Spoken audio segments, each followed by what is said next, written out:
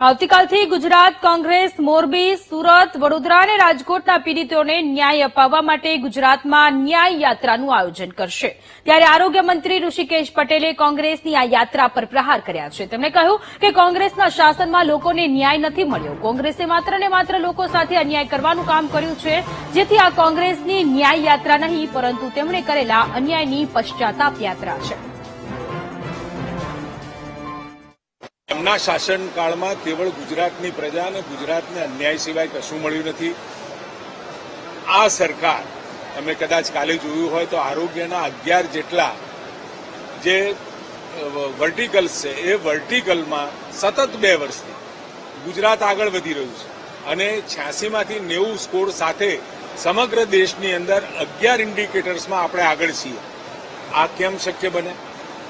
ભૂતકાળની અંદર કોંગ્રેસના શાસનનો તમામ તમે સરવાળો કરો તો ક્યાંય દેશમાં એનું સ્થાન નહોતું।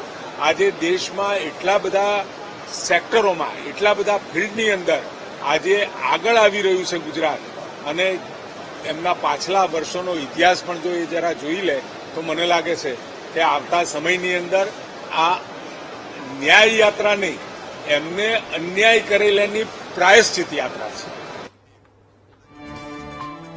તો ગુજરાતના વિવિધ સ્થળો પર કોંગ્રેસની ન્યાય યાત્રા પર આરોગ્ય મંત્રી ઋષિકેશ પટેલે પ્રહાર કર્યા છે અને કહ્યું છે કે આ કોંગ્રેસની પશ્ચાતાપ યાત્રા છે। કોંગ્રેસના શાસનમાં તેમણે અન્યાય કર્યું છે, તેનો પશ્ચાતાપ અત્યારે કોંગ્રેસ કરી રહ્યા છે।